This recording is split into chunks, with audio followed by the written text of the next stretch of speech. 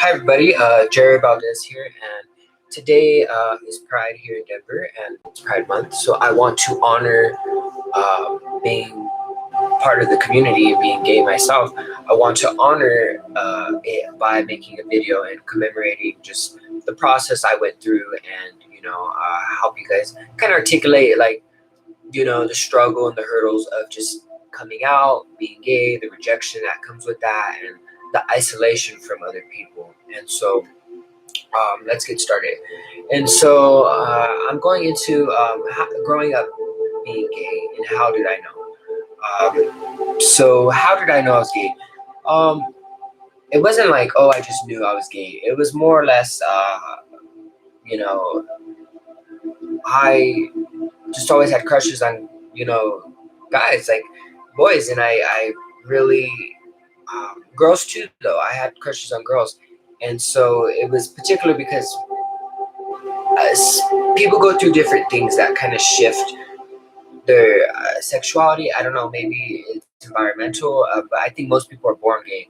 But an environmental factor can also trigger that. And so there's that. But it was, I lost my virginity at 12 years old. It wasn't my decision. And so that was lost because somebody chose to do that. And so my experience has been particular because I didn't date no one. I didn't have sex. I lost my virginity to somebody that I wouldn't have wanted to lose it to, and I would kill them if I could go back. But anyway, so move on from that topic because that's another video. And so I had my first guy that I really liked. I was about 17 years old. And so we liked each other. We would go work out. He was 17, and we were just flirting. We were flirting back and forth, and he would go into the gym. One day he went into the gym with his friends because this was an apartment complex. I had my own apartment at 17. My mom, she paid for it for 6 months, but then she moved in because we lived in a house and they didn't want me to be in the area anymore because people were harassing me and harassing me. My family was harassing me. Just a bunch of stuff because they knew I was gay, and they would pick on me. Like, people would pick on me, and it was horrible. Like, it was the worst feeling in the world. People would make me feel like I was not human, like I wasn't it. And so when people dehumanize other human beings like that, it is not right. And so we all have our traumas and our things that we go through in life. But that's where empathy plays in. Having empathy for somebody else's struggle, whatever it may be, right? Be gay, transgender, trauma. And so the struggle, I had a lot of struggle being gay. Like, people just really would constantly call me the F word. My brother would constantly attack my character and attack who I am. And my mom would constantly say, you don't want to be like that. You're not like that. You don't want to be gay. You want a girlfriend. You want to have a family. And so that really hurt me because when I came out. Let's go into segment 2, coming out. And so I came out about 2015. So I was about 18 years old. And so I came out. This guy, I started going to clubs. I started going to tracks. And discovering who I was. You're 18, and I was like, okay, I like going to gay bars, and I started going to gay bars, and I really liked it, and so I met some friends there, and I ended up meeting my ex at the Denver Diner. He was Rory at the time. Rory was the person's name at the time, and so this is where this video kind of, I think it will have a interesting outcome. So basically, I came out. He asked me out one day on January 6th of 2016. And so I said, yeah. Nobody ever asked me out other than my friend Brittany, which I still talk to and stuff. And so he asked me out, and I said yes. And so when I came out, he helped me. He helped me come out and be who I was, like my authentic self, because so many people And I feel so sorry, so much pity, so much empathy for people who are in the closet, because they it's just these hetero norms that we all try to like strive to stay in that box. And so I tried to stay in that box for so long, and I just couldn't do it anymore. I felt like I was lying to myself. And so when you're living a lie like that, you just kind of feel like you're an actor, like you're not being your authentic self. And so I said yeah to him, and I said, fuck it, we're gonna date. And so we started dating, and the relationship lasted 5 years. And so, but when we first started dating, my family, they basically disowned me for 2 years. My brother didn't talk to me, my nephew didn't talk to me, my mom, she moved the fuck out because my ex moved in, and she didn't want me being gay, and it was just so much emotion. And so the rejection part, I felt that. I didn't think I would, because I thought my brother was a better person than that. I thought he would have more grace, more empathy for the person I am, regardless of who I love and regardless of the exterior, like my soul. And so that hurt me a lot, because that was my brother in flesh and blood. And for him to reject me like that, and for my mom to reject me, and my family to reject me. My two sisters didn't reject me. They sat me down and they accepted it. And I appreciated that. But the rejection still hurts, because you already have society telling you, oh, you got to get a girlfriend, you got to, have a family, blah, blah, blah. What the fuck? Why do I need to follow that norm? Society is always trying to dictate what somebody does. I do what I want, and I realize that I am who I am, and I'm going to do what I want in constraints of the law, and in honor of my morals and values. But for somebody to dehumanize me and make me feel lesser as a human being because I am gay, or I, like a man, I like, it is what it is. And so my brother, I didn't talk to him for 2 years. And so that was a struggle. And then, so I'm going to go into the third segment, which is the stigma attached to being gay.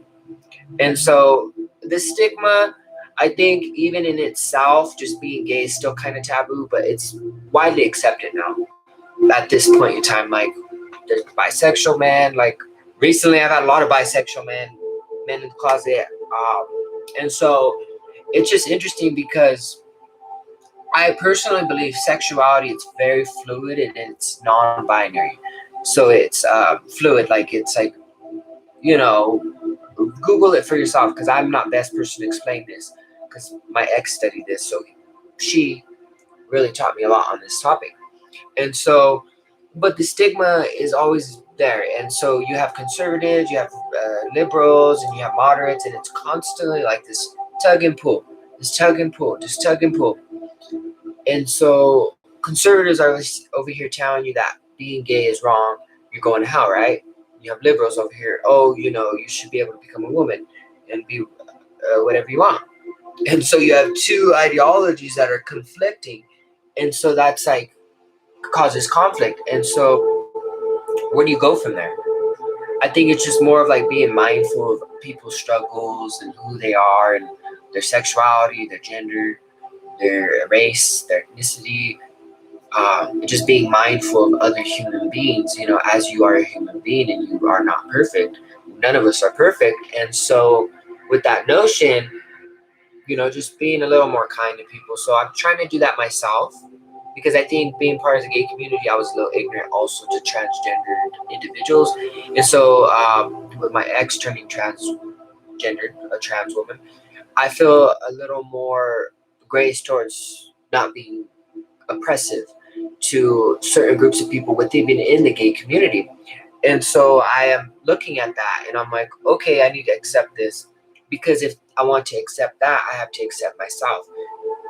Because, right, we're not perfect, and they're still in the gay community. Do I believe that you should be able to turn into a woman from a man, a biological man? I believe so. but I believe so at their own will. Whatever they have to deal with, they have to choose it. Just like me being gay, I had to choose to come out and be strong. And so you got to be strong to be a transgendered individual, because it's just like being gay now, like back then.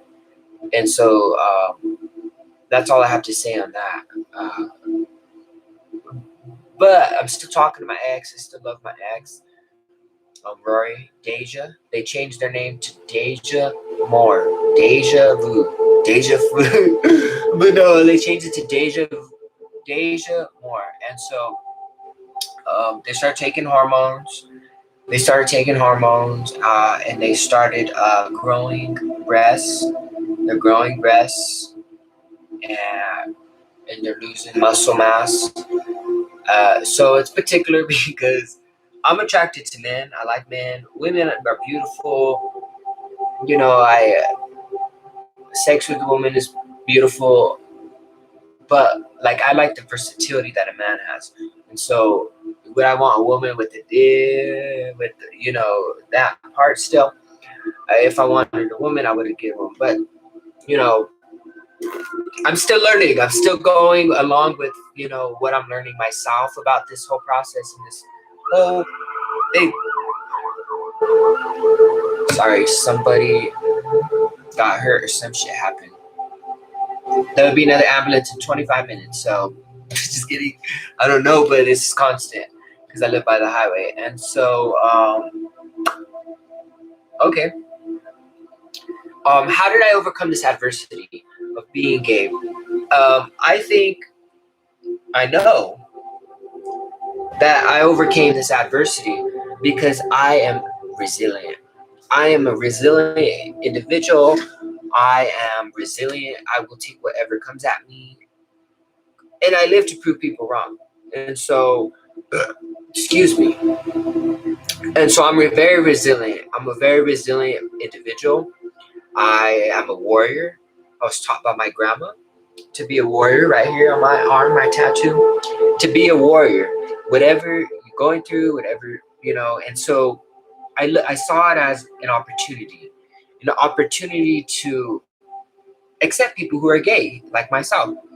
Because before I even knew and had that self-realization that I was gay, I would oppress my own people. I would make fun of gay people. I had 2 gay uncles. One of them just died in March 5th. And so he died, one of my only gay uncles. And the only one I can look up to as a gay man. He died when I moved here. So he died, went to his funeral, blah, blah, blah. But he always wanted to be a woman. He liked dressing as a woman, and so I kind of have that understanding. And so I'm transferring that to the understanding of me and somebody I love, like my ex. We're not dating. I will not date that person because they're a very selfish person. And I'm letting the process of transitioning happen. And so, okay, let's move on to the 4th segment. Our adversity. So we're still on adversity. Let me finish on adversity a little bit. So I think I'm resilient. And when I say I'm resilient, I took my brother withdrawing from our relationship, and my nephew withdrawing from my relationship with him, and my mom withdrawing from a relationship with her, and feeling rejected by your own family, your own blood, because of who you love.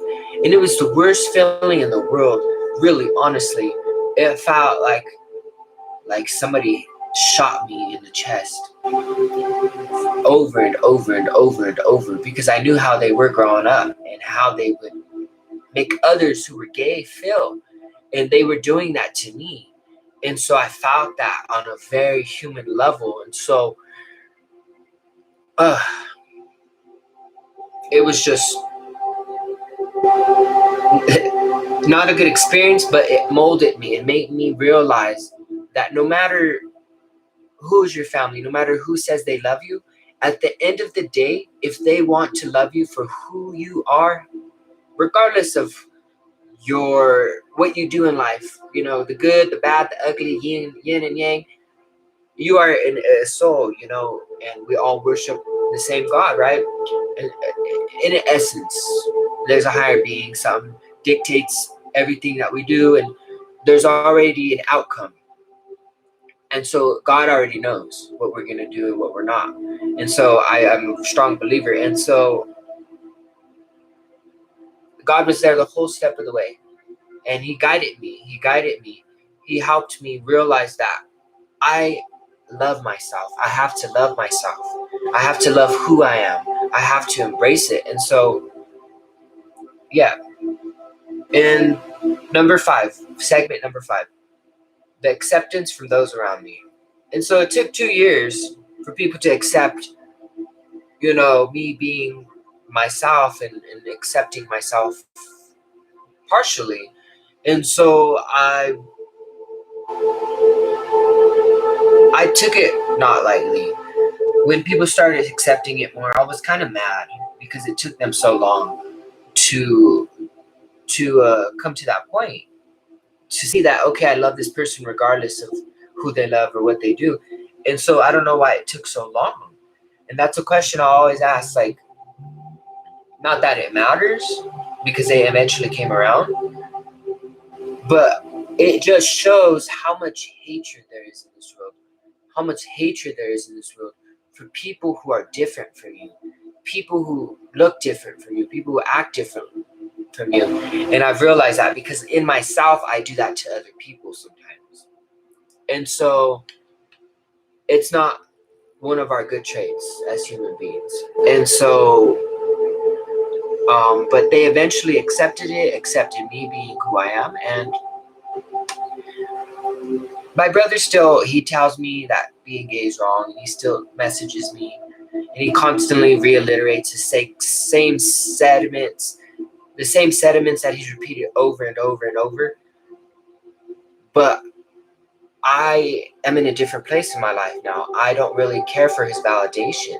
I don't really care for his harassment. It's harassment.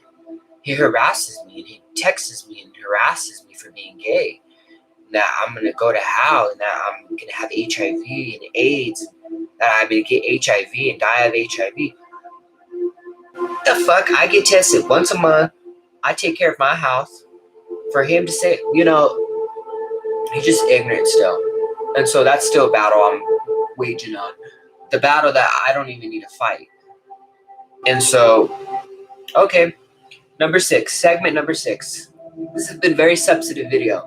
And so segment number 6, breaking up with my boyfriend. At the time, he was my boyfriend of 5 years. And how that affected me, and also how them transitioning to a trans woman has affected me. And so here we go. We broke up about a year ago on July 1st, before 4th of July. I wanted to leave. He kicked me out. We bought a house together, and a beautiful house, $500,000 house. And so he gave me my money back. And I left. I was sleeping on my mom's couch. 15 days. I slept on my mom's couch with my stuff right there. I put my stuff in her garage, in her storage. And so I was sitting there sleeping on the bed, thinking about my life. What has it came to? Got up one day and said, fuck this. I'm gonna go get my first apartment. Resilient, right? And so I say, fuck this. I don't need to sleep on my mom's couch.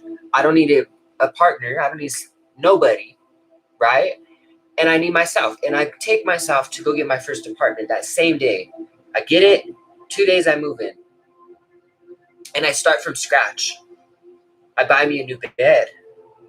I buy me a table. I buy me chairs. I buy me divider. I buy me a comforter. I buy me new clothes. I buy me new shoes. I buy me everything new.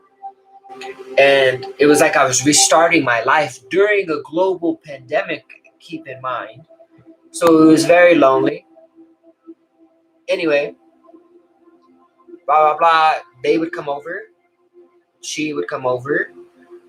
He, my ex, she, they, them, he, and so we kept the relationship going. And but eventually, about 6 months ago, when I moved, I was about to move from my first apartment. It was about 9 months in, and I didn't know where to go. And so they decide to become a woman. And so, well, I'm like, I don't look at their Instagram, his Instagram. I don't look at his Instagram for months because I want to move on. I want to move forward from this trauma, this fucked up relationship I was in. And so I wanted to move on. And so I moved on in a way. But after 5 years, it's so hard to move on from somebody you love. Like, you love supersedes all. And so my love, I wanted to check his Instagram. So I went to his Instagram. My mom and my niece, everybody was telling me, my dad, have you seen Rory? They didn't tell me for months what was happening. And so I checked for myself because everybody's acting kind of weird. Like Rory. I go look at his Instagram, and there he is, dressing with dresses as a woman and wearing his hair long. And I was like, wow, what the fuck's going on here? And I was like, what the fuck's going on here? And so I was shocked. I was like, wow, they fucking lied to me. They lied to me. I felt like they lied to me at the moment. And so I was like, they lied to me for 5 years pretending to be a man. And so I was pissed and mad at the whole situation. I laugh at it now because it is kind of funny. It was depressing at first because I felt like somebody died. Like somebody I loved died. And they did die. And that's okay for them to become who they really want to be. And so I'm selfish.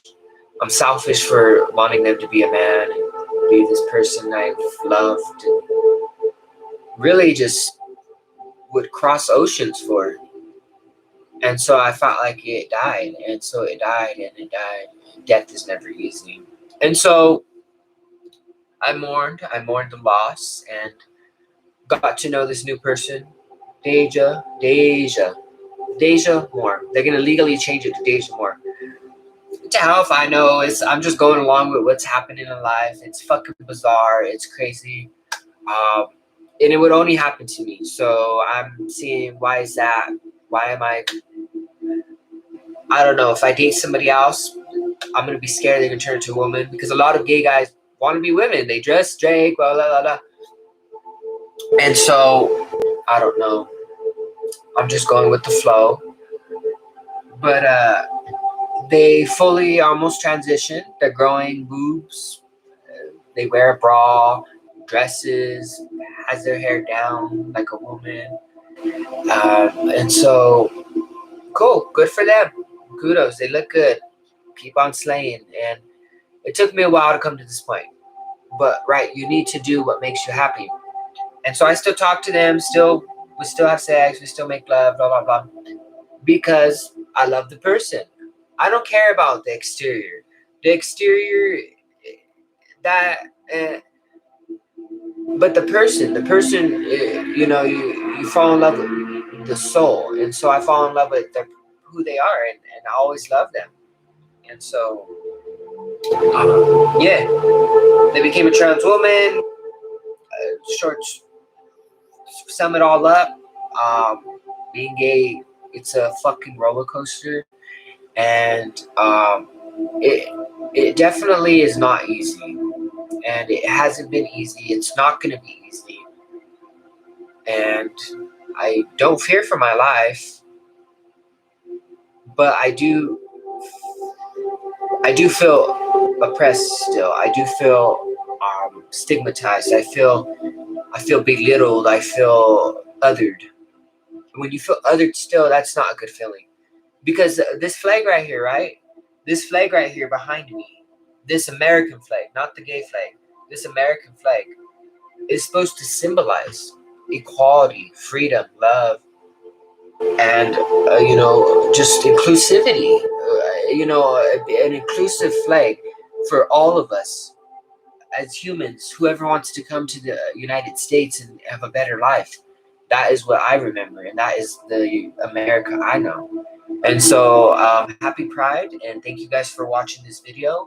If you want to keep up with my social media, make sure to look in the description, and go to my Twitter.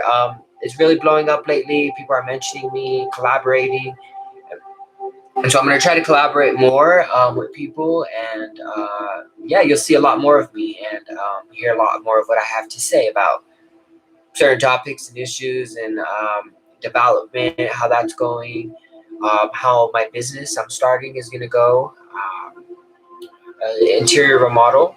I've been wanting to start a business, and so I'll keep you guys up to date on that. And the video has already been 26 minutes. Thank you guys for watching. Have a wonderful weekend, and have a wonderful summer. Like, COVID is gone, and just enjoy life. Like, we worry about such the small things, which it's all petty. Life, we're all gonna die. And so I ended on that. And have a wonderful weekend. Happy Pride.